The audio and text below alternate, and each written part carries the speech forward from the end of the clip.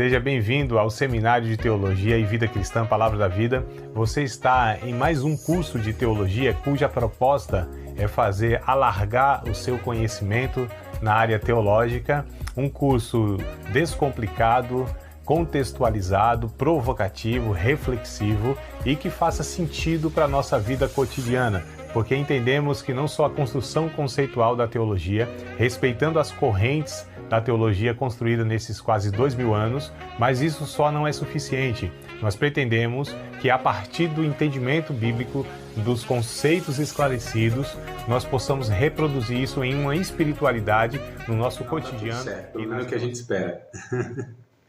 A página 50 e a 51 do nosso livro aqui, ó, que eu falei para vocês que a gente vai abordar, ou pelo menos vamos, estar lendo alguns pontos aqui e desenvolvendo aqui algo que está proposto. Antes que eu leia com vocês, a gente pega algumas referências e reflita, sobre alguns pontos aqui.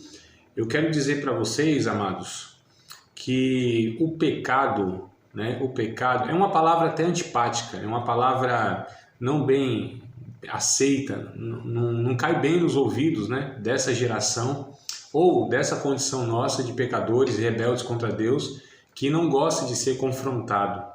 É claro que o confronto ele não é agradável a primeiro contato, mas é necessário para que a gente possa estar sendo moldado segundo a vontade de Deus, Então a verdade de Deus, ela de fato confronta a nossa natureza, o nosso ego, nos humilha, nos mostrando que nós somos insuficientes na vida e a gente precisa de fato de uma salvação, de uma ação externa, daquilo que a gente não tem condição nenhuma de fazer. Nós somos impotentes, incapazes e insuficientes para nos salvar e para manter a nossa vida, não só a nossa vida aqui, mas principalmente a nossa vida eterna, a nossa vida futura. Então, falar que alguém precisa de um salvador é reconhecer que ele é um perdido, E ele é um perdido não porque ele pratica atos de pecado ou de perdição, porque muitas vezes a nossa ênfase é essa, eu pratico pecado, eu pequei, eu tive um ato pecaminoso. Amados, o problema não é só o pecado, como uma prática. O problema não é só um ato de pecado, errar o alvo uma ou outras vezes, O grande problema do ser humano é muito mais profundo, porque diz respeito a uma natureza. Então, olha só, não é um comportamento apenas, não é uma exterioridade, não é algo que se dá de vez em quando porque a pessoa agiu mal. Não, ela tem uma natureza, o ser humano possui uma natureza que é intimamente perdida, que ela está irremediavelmente perdida. Tá? Então, é uma condição existencial, Não é uma questão apenas de um comportamento que pode ser melhorado, trabalhado, se a pessoa for treinada direitinho, Eu vejo os termos que são usados muitas vezes, em algumas igrejas mais contemporâneas, treinamento e tal, Treinamento para líderes, treinamento não sei o quê. Na verdade, o termo mais bíblico é discipulado, Então, quando você discipula uma pessoa, você vai formando um discípulo de Cristo, você está moldando nele o próprio Cristo. A disciplina, ela, na mente religiosa, ela é ligada ao castigo, à punição. Mas, biblicamente, a disciplina está ligada, na verdade, a uma pedagogia.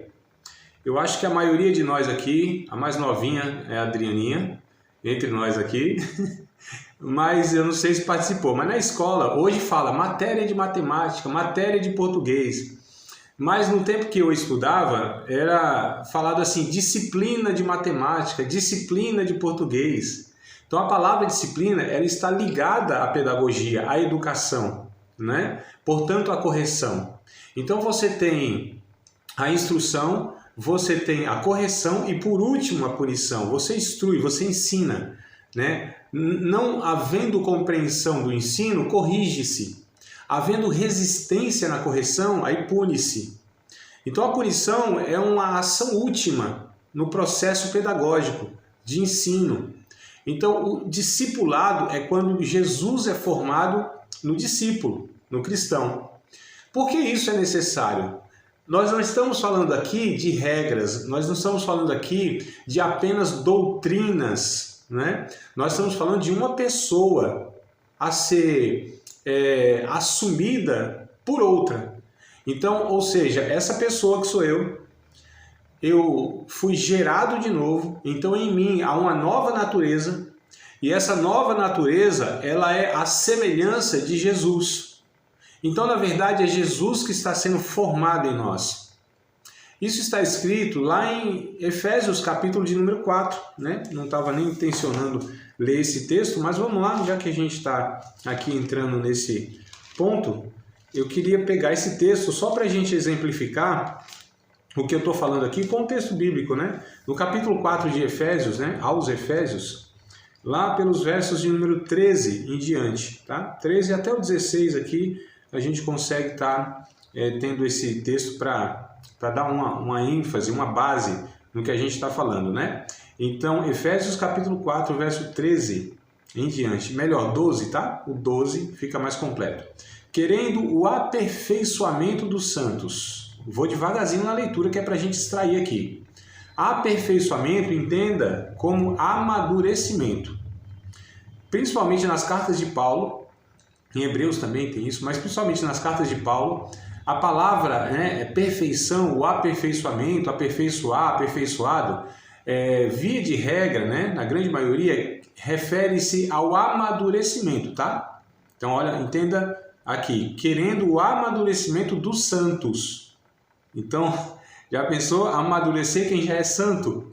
Então, a pessoa já é santa, já é santificada, já foi regenerada, já é salva. Mas olha o processo, amados, né, de santificação que existe na vida daquele que foi alcançado por Cristo, tá? Então, só para a gente entender aqui toda essa dinâmica. Para a obra do ministério, para a edificação do corpo de Cristo. Somos salvos para um coletivo. Somos salvos no coletivo, né? Olha que coisa interessante, amados. Então, a gente precisa considerar todos esses termos, essas abordagens, porque isso aqui não é à toa. A palavra de Deus, ela contém verbos, e até os verbos, eles são importantes a ser entendidos, porque a inspiração bíblica diz respeito que todas as palavras, né, pelos autores faladas, elas foram de alguma maneira conduzidas por Deus, tá? Isso é inspiração bíblica. Então é por isso que a gente, vamos aqui, vamos ver o verbo, vamos ver aqui o termo, porque isso aqui não é à toa, né, que está aqui, existe um porquê. Então vamos lá. Agora sim, verso 13. Até que todos nós cheguemos à unidade da fé e ao conhecimento do Filho de Deus, a varão perfeito. Agora aqui em Jesus o perfeito quer dizer perfeito mesmo. Aí não é amadurecido não. Em relação a Jesus a palavra perfeito, né, teleios, no original, aí é perfeito mesmo, sem defeito, sem necessidade de acréscimo, de aperfeiçoamento, tá? Então aqui até chegar ao homem perfeito, ao varão perfeito, que é o próprio Cristo, né? A medida da estatura completa de Cristo. Olha só, verso seguinte. Para que não sejamos mais meninos inconstantes, levados em roda por todo o vento de doutrina, pelo engano dos homens que com astúcia enganam fraudulosamente. Antes, seguindo a verdade, em caridade, cresçamos em tudo naquele que é a cabeça, Cristo. Percebam, amados, a ênfase sempre em Jesus. Verso 16, do qual todo o corpo bem ajustado, ligado pelo auxílio de todas as juntas, segundo a justa operação de cada parte, faz aumento do corpo para edificação em amor. Então a gente percebe aqui a ênfase que Paulo dá da necessidade de Cristo ser formado em nós, né? Essa metáfora de um corpo que ele vai se desenvolvendo, vai crescendo, mas vai crescendo ajustado, vai crescendo saudavelmente. Não é um corpo que vai apenas evoluindo no sentido biológico, no sentido de estatura, né? Ele vai crescendo com uma finalidade, para uma edificação em amor, para que um homem completo seja edificado. E esse homem completo é uma humanidade em Cristo recriada, né? Então não fala-se de um homem, de um ser humano. Há uma humanidade sendo recriada em Cristo. Esse é o ponto do Evangelho, amados. A gente precisa sempre entender que o Evangelho não fala de indivíduos na sua individualidade fora do coletivo. O indivíduo, ele tem sua importância sim, mas na coletividade. Todos nós somos especiais dentre os especiais, né? Não há essa questão do eu, há sempre do nós. Então, só por aqui a gente vai percebendo como o Evangelho vai retrabalhando as nossas consciências, o nosso entendimento, as nossas categorias, né, de referência para a vida. Então a gente já percebe que, olha, o Evangelho tem uma proposta X e o ser humano vive de uma forma Y, né? E ele vai confrontando isso, moldando isso, mas a partir de um novo nascimento. Porque a questão é essa, não é porque nós continuamos pecando depois de aceitar a Cristo, ou não. E tem gente que pensa que não, né? Tem uns crentes aí que pensam que eles estão assim no top 10, né? De Jeová, é os mais. Né, amado? Um dia eu fiz uma pergunta, né, numa sala de aula, eu disse, amados, depois que você se batizou, depois que você foi lá, entrou no hall de membros da igreja, assumiu lá, né, suas funções na igreja e tal, cheio de Deus, cheio do Espírito Santo, prega daqui, canta de lá, evangeliza não sei da onde e tal, faz e acontece. Quem nunca, depois de tudo isso, mentiu?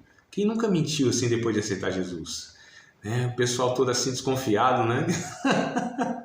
Só para colocar todo mundo no mesmo nível, né, amados? Pecadores. E eu só falei de um pecado, né? Que é um pecado, inclusive, que se assemelha ao pecado de Satanás, né? O pai da mentira. Então a gente só vai num pecado assim mais brando, só para o povo falar, opa, calma aí, estamos no mesmo nível, né? Pessoas sendo resgatadas de uma natureza.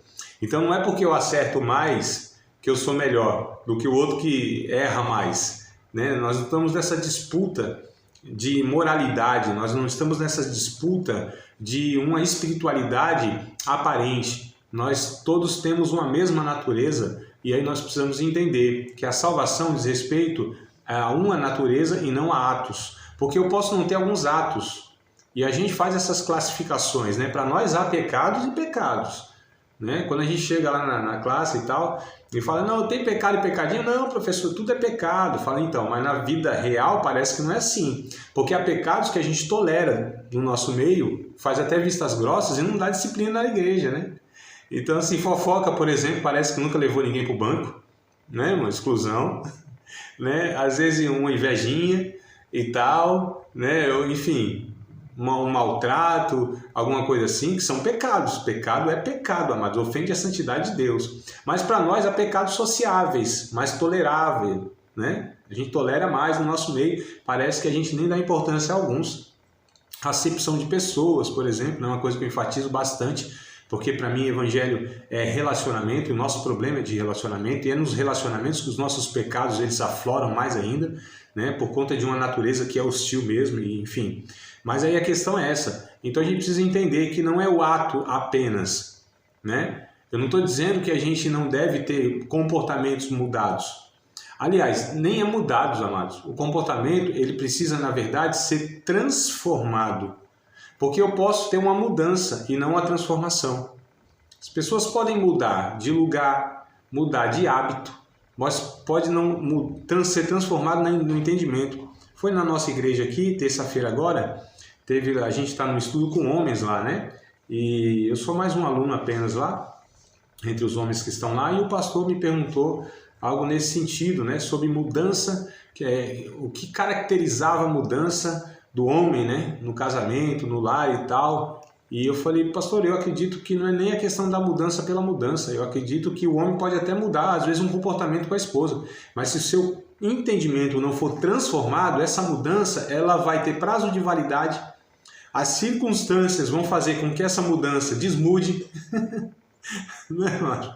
Então eu falei, não é uma questão de comportamento apenas, a gente enfatiza muito isso. Nós somos religiosos no sentido que a gente se importa muito com as aparências, não é, amado? Muito com a questão social, do que estão vendo, do que estão medindo, aquela coisa toda, mas a gente precisa se preocupar com o íntimo, com o interior de cada um de nós. Jesus disse que o problema do homem não são as questões exteriores, né, que entram para dentro do homem. Jesus disse que o grande problema do homem é o que está dentro dele. e sai dele. E o que sai dele denuncia o que estava dentro dele.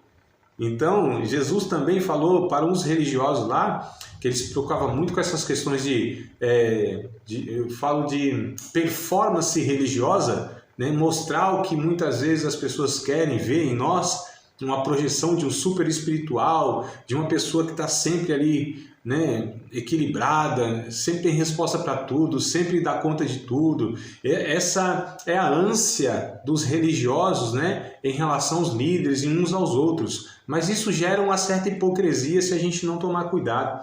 Então esses líderes religiosos, eles viviam assim, pelas aparências, né? Seja uma aparência mesmo, era roupa, era gesto, era palavra escolhida, enfim, era umas observâncias de umas coisinhas e tal. E Jesus diz, cuidado, porque quando vocês lavam o exterior do copo, o interior, ele possivelmente vai continuar sujo. Mas procura lavar o interior do copo, né? Nesse processo de lavar o exterior ele é limpo, quase que naturalmente.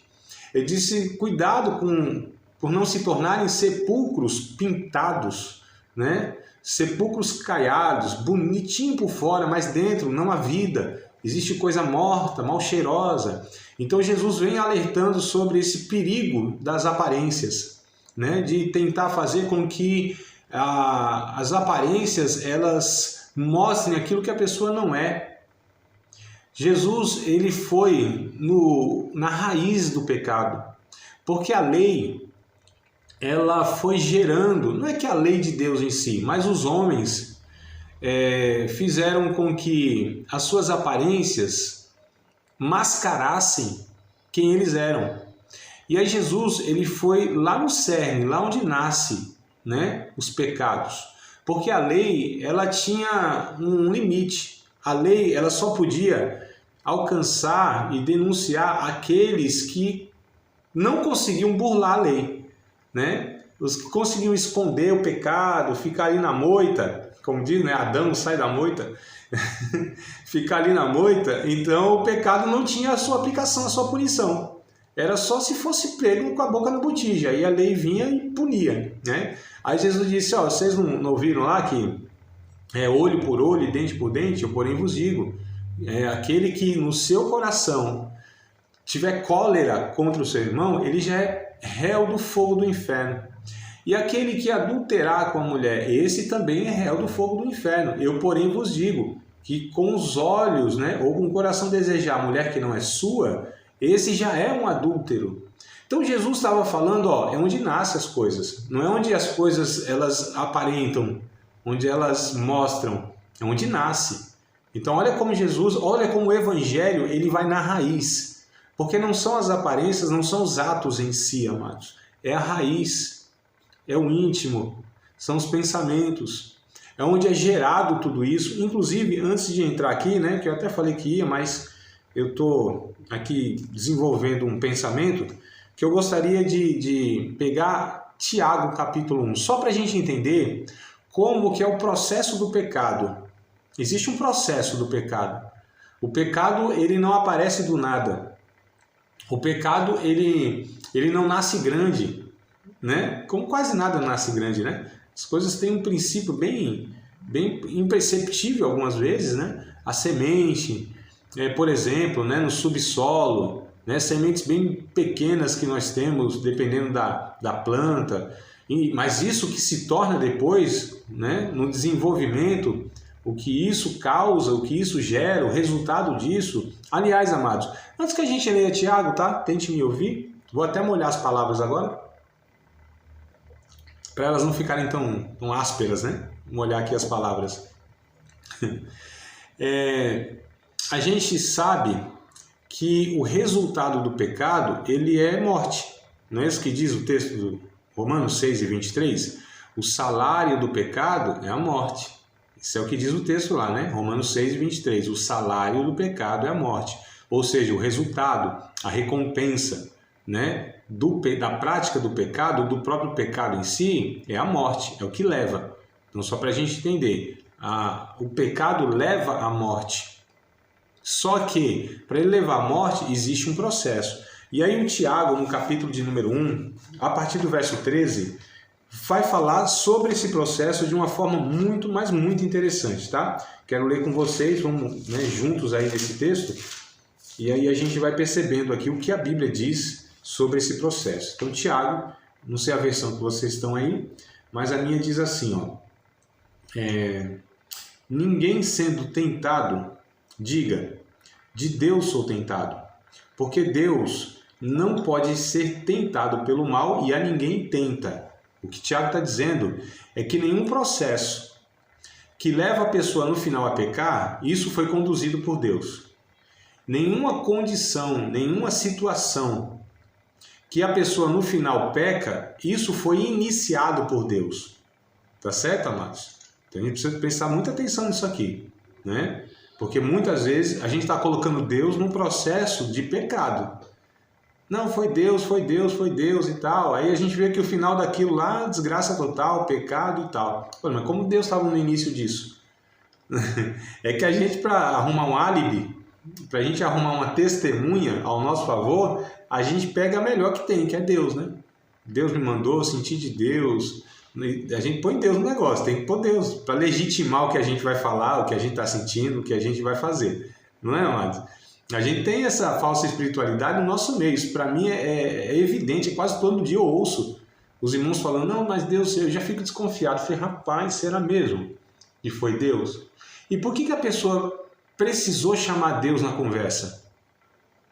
Não é? Então eu fico pensando assim, rapaz, fala, faz, não é? Se o resultado for para a glória de Deus, é porque Deus estava no processo mesmo no início. Não precisa falar que foi Deus.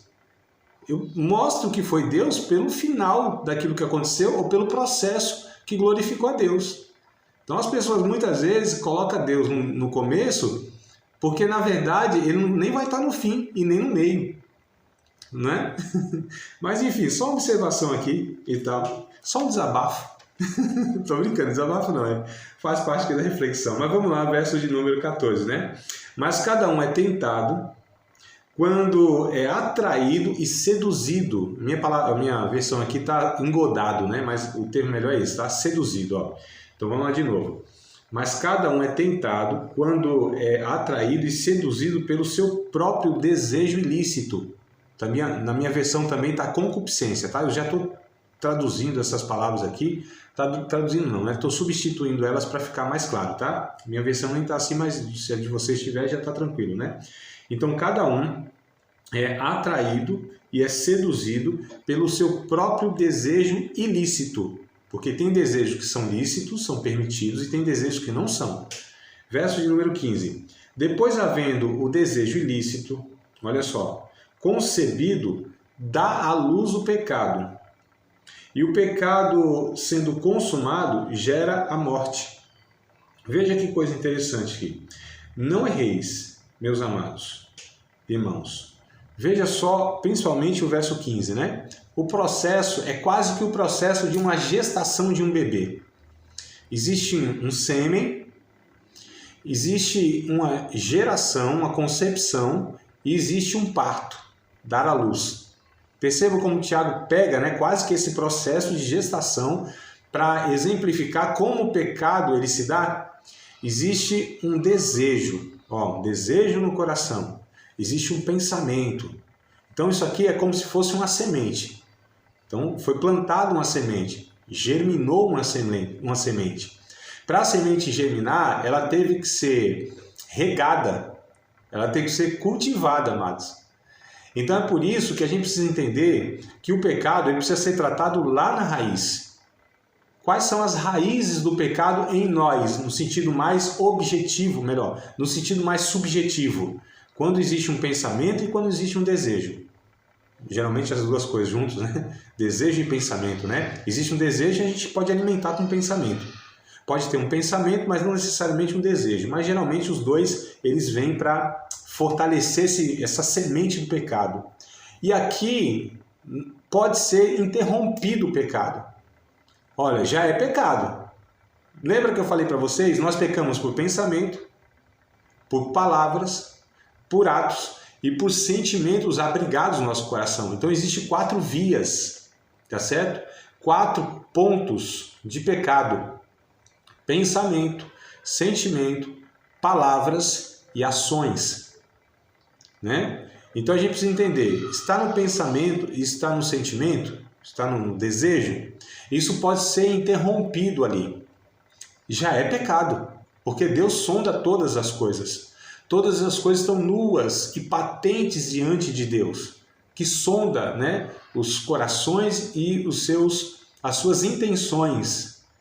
Então, o que diz lá o Hebreus capítulo 4, verso 12 e 13? Vocês lembram desse texto? Hebreus capítulo 4, verso 12 e 13. Isso aqui é para dar tempo de vocês pegar o texto. Ó. Hebreus 4, 12 e 13. Porque a palavra de Deus, ela é mais penetrante do que espada de dois gumes. Penetra até a divisão da alma e do espírito, das juntas e das medulas, e ela é apta para discernir os pensamentos e as intenções do coração. Diante daquele que todos nós, aliás, o texto 13, né, vai dizer o seguinte: todas as coisas estão nuas e patentes diante de Deus, que nós vamos um dia tratar. Então, só para a gente entender, a palavra de Deus, ela discerne os pensamentos e as intenções do coração. Então, assim, tem um ditado que diz que de boas intenções o inferno está cheio, né? Então, não é uma intenção sem uma ação. E nem toda a ação, ela corresponde a uma intenção. Então, eu posso ter uma ação boa com uma intenção ruim. Percebam, amados, que o negócio é muito profundo. O negócio não é simples assim, não é de comportamento, não é dar um freio na boca de um cavalo, por exemplo. Não, é domar uma natureza, né? Então nós estamos falando de domar uma natureza. Não é uma coisa aparente apenas, comportamental. Então só para a gente entender, ó, desejo, né, a semente, existe uma geração, então vai se formando, pegando esse exemplo da gestação da criança, vai se formando, vai tomando forma, vai crescendo, vai sendo alimentado, né? Então, poderia ser interrompido lá no pensamento e desejo? Poderia. Se isso não foi feito, qual é o processo? Disso aumentar, disso crescer, disso evoluir, né? Disso aumentar mesmo, né? E aí, quando isso é feito, ou seja, nutrir o pensamento e nutrir o desejo, então isso vai crescendo, a ponto de uma hora isso vai dar à luz. Ou seja, isso vai vir à tona, isso vai ser concretizado. Sendo então praticado, sendo concretizado, aí sim, a luz foi dada ao pecado. Então, vocês percebam que existe um processo. E o Evangelho pretende ir lá na raiz, amados, e não lá como a lei ia só quando o leite já estava derramado. É isso que o Evangelho faz em nós. Trata de uma natureza. Porque o pecado, ele é uma raiz em nós. Não é um fruto lá na ponta. Então, se a raiz não for tratada, se a natureza ali não for... Aliás, me lembrei de um texto agora. Colossenses, deixa eu ver se é 1:13, amados. Vamos ver esse texto, que eu acho bem interessante, me veio agora à mente. Acredito que deve ter sido Deus que me trouxe isso à mente, né? Não vou colocar Deus no começo aqui não, mas tomara que ele esteja no fim da nossa aula, né? No meio e no fim. Colossenses, ou é 1:13 ou é 2:13. Eu quero pegar aqui porque eu me lembrei da palavra raiz, né? É 1:13, tá? 1:13. 1:13 de Colossenses. Ele nos tirou, Jesus, da potestade das trevas e nos transportou para o reino do Filho do seu amor. Essa palavra transportar, ela vem da raiz, né, lá no original, de um transplante mesmo, de uma planta que foi mudada de solo. Olha que coisa interessante.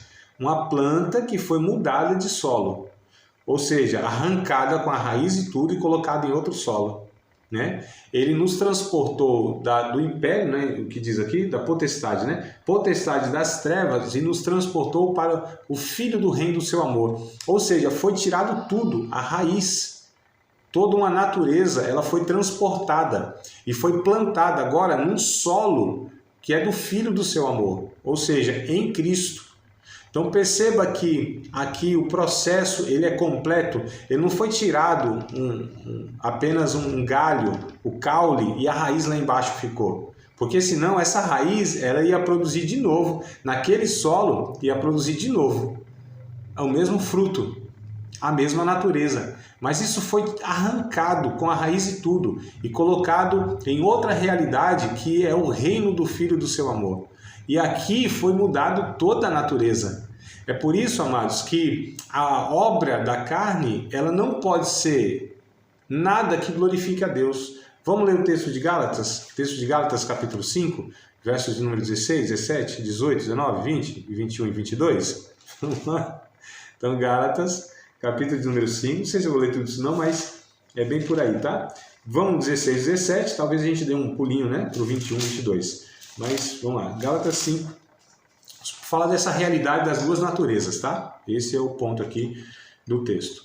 Então, Gálatas 5, 16, 17. Digo, porém, andai em espírito, e não cumprireis os desejos ilícitos da carne.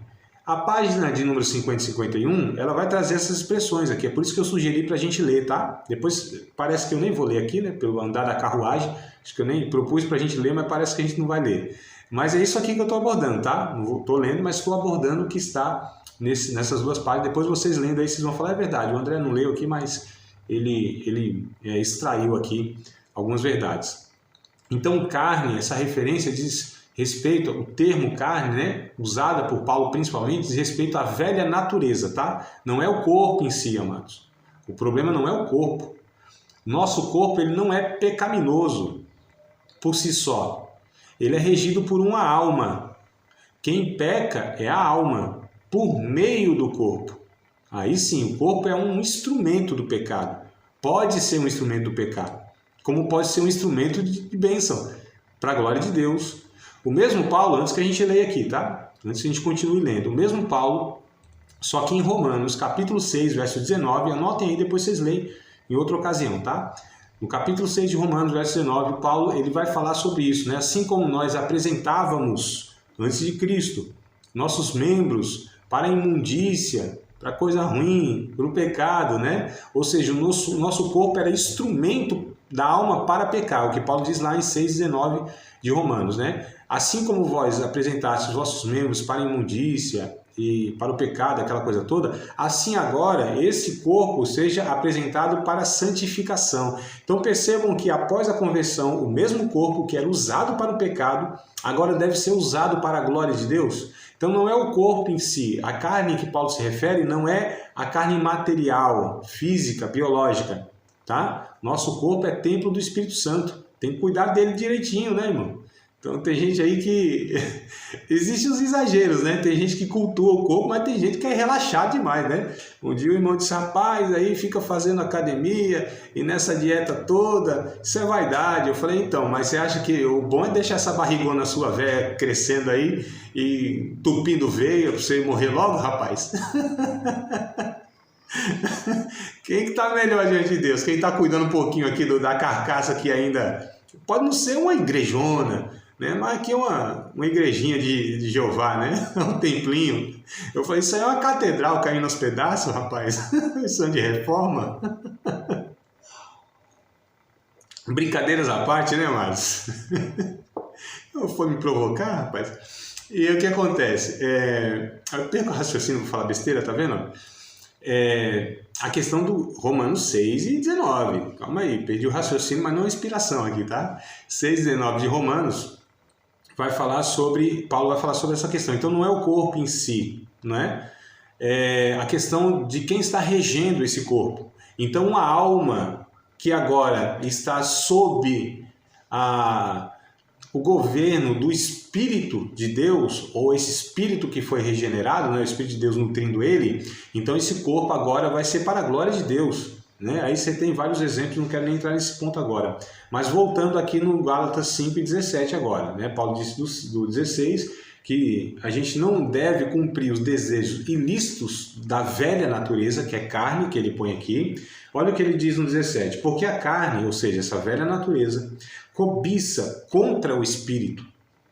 E o espírito contra a carne. Existe um conflito, né? Estão se digladiando. e estes opõem-se um ao outro para que não façais o que quereis. Então, olha como não tem acordo entre a velha natureza e a nova natureza. Há um conflito para o resto da vida, amados. É por isso que a nossa angústia, essa luta diária, né? Essa luta contínua, porque nós, a partir de Cristo, nós temos duas naturezas. Uma que não tem jeito, ela bem treinadinha, ela não vai fazer a vontade de Deus, porque a natureza da carne do velho homem é pecar contra Deus. Paulo, ele trabalha isso principalmente no capítulo 8 de Romanos, amados. Depois vocês leem tudo isso aí que eu estou passando para vocês, vocês vão ver que, né, é isso aí mesmo. Então Paulo trabalha muito isso no capítulo 8 de Romanos, que a velha natureza, ela é inclinada para desobedecer a Deus, ela não pode obedecer a Deus, ela não faz isso de maneira nenhuma. É esse homem rebelde, né? É esse velho homem, esse Adão que habita em cada um de nós. Então aqui Paulo vai dizer, olha, um opõe-se ao outro para que não faça o que quereis. Mas se andai, ele diz aqui, mas se sois guiados, melhor dizendo, né? Ou andam pelo Espírito, então vocês não estão debaixo da lei. Agora vamos aqui para o 19, só para a gente entender, ó. Porque as obras da carne, do velho homem, são manifestas, as quais são prostituição, impureza, lascívia, idolatria, feitiçaria, inimizade, porfia, emulações, iras, pelejas, dissensões, heresias, invejas, homicídios, bebedice, glutonarias e coisas semelhantes a essa, né? Que ele diz aqui, acerca das quais vos declaro, que já antes vos disse, que os que cometem tais coisas não herdarão o reino de Deus. Vamos lá. Percebam aqui, amados, como Paulo diz sobre obras da carne. Ele não usa o termo frutos da carne, né? Como ele vai falar aqui do Espírito, por exemplo. A gente leu até o 21, vamos ler o 22. Ó. Ele faz essa comparação, né? A produção da carne, a obra da carne, ele vai falar agora do fruto do Espírito, verso 22. Mas o fruto do Espírito é, 2 pontos, e atenção, fruto singular. Enquanto as obras estão no plural, né, e são obras, aqui em relação ao Espírito, é singular, é um fruto apenas, tá certo? E é fruto, não é uma obra, né? Então o fruto do Espírito é amor. Quais são as expressões do amor? Olha que coisa interessante. Quais são as manifestações do amor? Gozo, paz, longanimidade, né? Uma capacidade de suportar uma condição adversa até que ela se resolva. Isso é longanimidade, né? É o braço da paciência, porque paciência tem limite. Tem limite. Mas quando acaba o limite, quando acaba a paciência, e começa a longanimidade. Então, olha só que coisa interessante, né? Vamos lá. Longanimidade, benignidade, bondade, fé ou fidelidade, depende da versão, mansidão e temperança. Contra essas coisas não há lei. Então, só para a gente entender aqui a realidade das duas naturezas. Se nós, Paulo vai dizer, somos guiados pelo Espírito, se nós somos nutridos pelo Espírito, se nós alimentamos essa vida de comunhão com Deus, né, por meio de... Tem várias, a gente chama de meios da graça, né, que Deus ele disponibilizou esses recursos para que a gente se mantenha salvo e para que a gente cresça nessa salvação que nós fomos alcançados.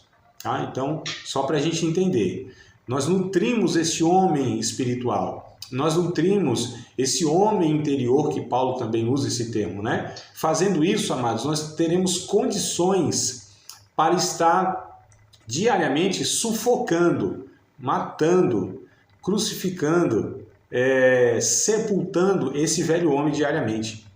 Porque a condição ou a natureza espiritual em nós será pungente, né? Terá vigor em Deus. E nós teremos mais ferramentas, mais condições para estar colocando nas rédeas esse velho homem.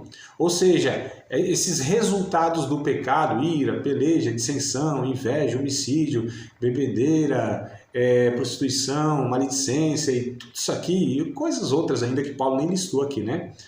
Tudo isso pode ser dominado pelo novo homem. Agora, olha que coisa interessante. A gente está falando de naturezas. Está vendo como existe um conflito, uma briga interna dentro de cada um dos discípulos de Cristo, amados? Uns têm uns, outros têm outras. Mas todos nós temos os conflitos. E eles fazem parte desse processo. É por isso que algumas pessoas religiosas, elas infelizmente vivem atormentadas por vez por outra, por se deparar com realidades em sua vida e achar aquilo estranho. Aquilo não deve ser estranho. Aquilo não deve ser aceito, não deve ser tido como algo natural ou a gente aceita aquilo. Mas o conflito, ele é inevitável. Ele é inerente à vida cristã do salvo. E me parece, amados, que quem mais quer agradar a Deus, mais sofre algumas angústias. Quem mais tem temor de Deus, quem mais ama a Cristo, me parece que sofre muito mais as angústias dessas realidades internas, né? Aí, para não cair num desespero, para não cair num abismo, para não ficar numa depressão espiritual, entre aspas aqui, a gente recorre à graça e busca esse equilíbrio entre não se conformar com os pecados da nossa vida, mas também não se desesperar, porque aqui Deus está trabalhando em nós. E nós vamos de fé em fé, de glória em glória, né? Trupicando, caindo e levantando, como diz o poeta. Não, acho que é um samba aí, né? Mas a ideia é essa, né? O justo cai 7 vezes e se levantará, como diz o texto bíblico lá em Provérbios, né? A gente precisa entender toda essa dinâmica, amados. O pecado, ele não é no salvo, o pecado, ele não é extinto. O pecado, ele é dominado, é diferente. O pecado, ele não é afastado de nós como que banido da nossa vida. O pecado, ele só não deve ter mais domínio sobre a nossa vida. No salvo, no discípulo de Cristo. O poder do pecado condenatório já não existe mais, porque o sangue de Jesus Cristo já quitou essa questão, essa dívida. Então nós já não temos mais dívida. Não existe mais absolutamente nenhuma dívida diante de Deus, amados. O texto de Colossenses capítulo 2, se a gente for pegar esse texto aqui, Colossenses capítulo número 2, acho que é verso 14, vamos lá, vale a pena a gente ler esse texto. Quer dizer, não tem pena nenhuma em ler, né? Que pena que tem, meu Deus do céu. Vale só ler. Vale a leitura, não vale a pena não, que não tem pena nenhuma. Qual é a pena de ler o texto bíblico, né? Então, Colossenses capítulo de número 2, versículo de número 13 e 14, né? Eu disse 14 só, porque o 14 é a chavezinha, mas o 13 vale a pena ler também, ou vale a leitura. E quando vós estáveis mortos nos pecados e na incircuncisão da vossa carne, vos vivificou juntamente com ele, perdoando-vos todas as ofensas, havendo riscado a cédula que era contra nós nas suas ordenanças, a qual de alguma maneira nos era contrária, e atirou do meio de nós, cravando-a na cruz. Queridos, esse texto aqui é fundamental.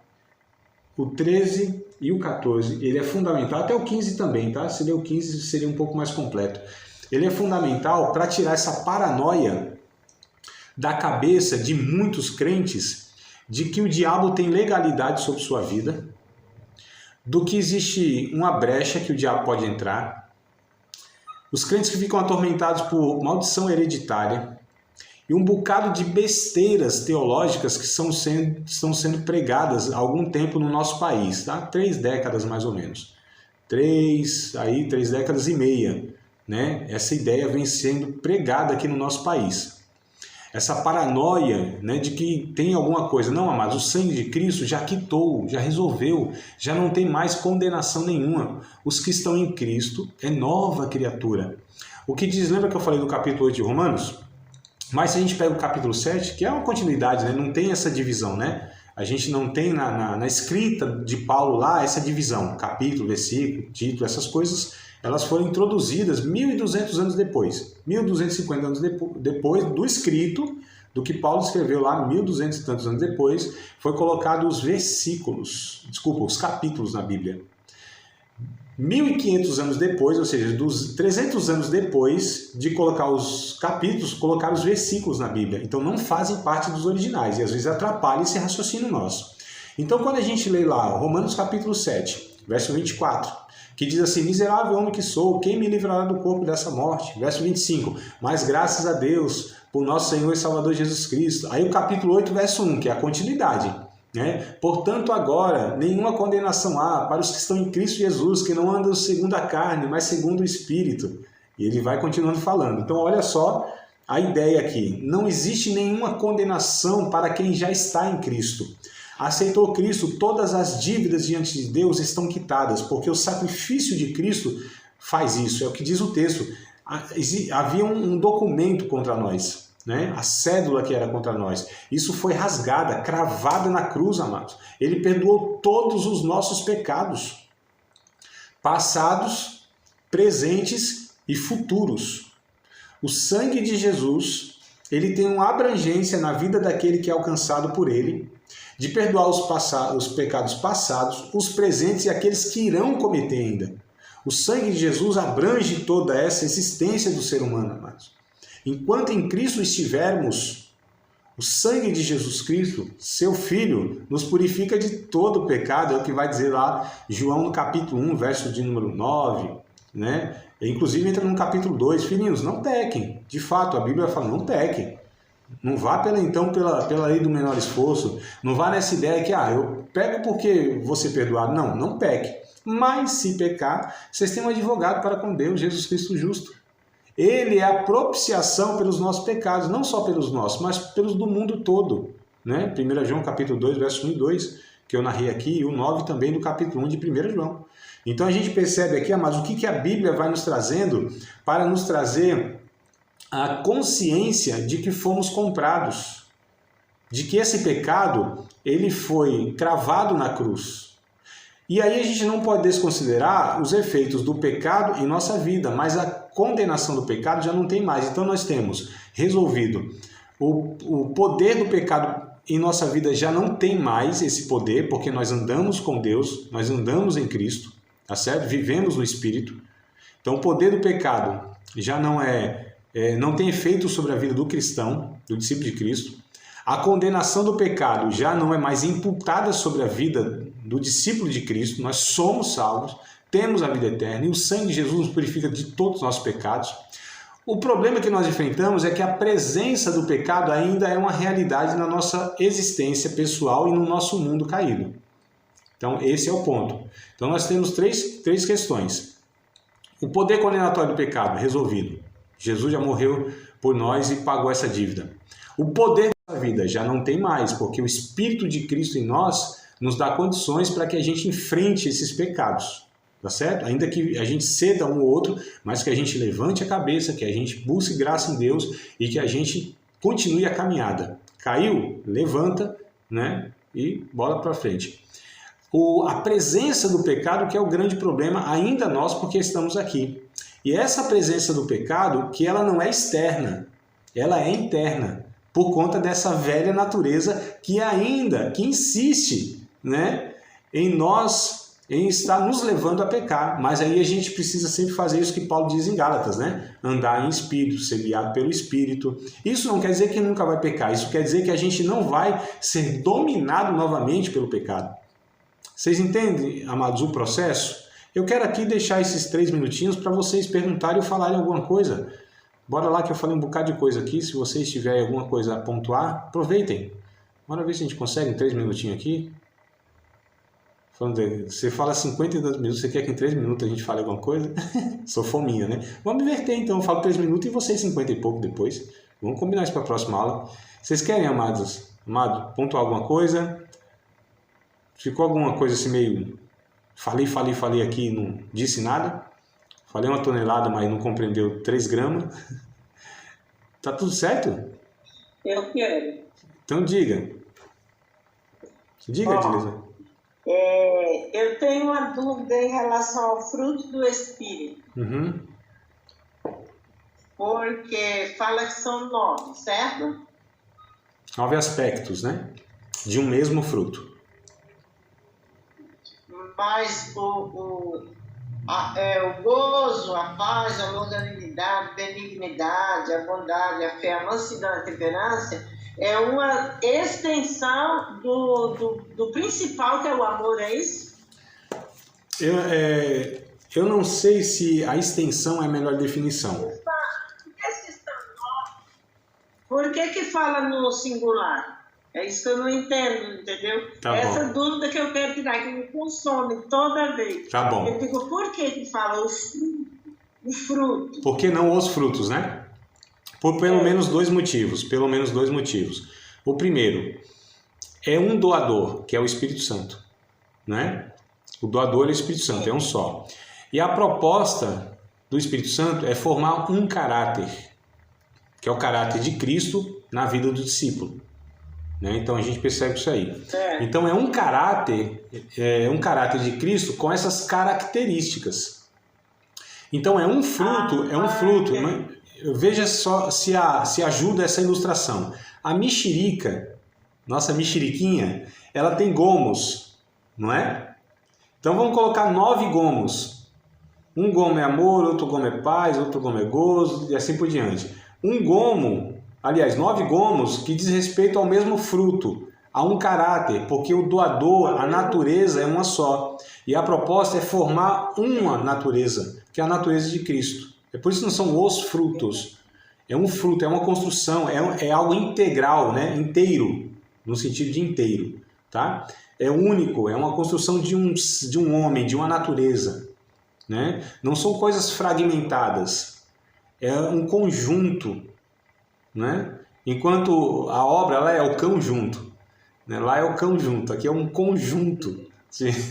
Piadinha ruim essa aqui, né? Mas entende, mãe de Deus, por que não é plural? Né? Porque o Evangelho ele trata, na verdade, de uma reconstrução inteira, né? Mente, corpo e espírito, o homem integral. O Evangelho abrange todo o ser, todos os aspectos do ser humano. Não é um só. Não despreza o corpo e está preocupado com a alma. Não, é o corpo e não a alma. É tudo, é inteiro. A redenção diz respeito... Sim, é o conjunto. O Evangelho pretende resgatar o homem todo, o ser humano todo, em todos os seus aspectos, em todos. É por isso que não cabe áreas da nossa vida ou aspectos da nossa vida que o Evangelho não alcance. Tudo o que diz respeito ao ser humano resgatado deve-se também, o Evangelho está regendo, né? Todas as áreas da vida, todos os aspectos da vida. Então, só para a gente entender que é um todo, não é partes. Deus não está interessado na minha alma apenas. Está interessado na minha alma, no meu corpo, nas minhas relações, em tudo que faço, em tudo que penso, em tudo que desejo, em tudo. Quer dizer, é tudo que envolve o ser humano. Tudo que diz respeito a mim. Exatamente, tudo. Mas a questão lá não é frutos por conta dessas questões, né? Acabou de participar de mais uma aula de um dos nossos cursos, Seminário de Teologia, Vida Cristã, Palavra da Vida. Espero que tenha te abençoado, não só alargado o seu conhecimento teológico, mas que tenha também atingido o teu coração para que você possa, a cada dia mais, reproduzir a vida de Deus nas suas relações cotidianas. Se você ainda não é aluno oficial de um dos nossos cursos, se inscreva aqui no contato que vai aparecer do WhatsApp. Também nos siga nas redes sociais, se inscreva no nosso canal, compartilhe à vontade e Deus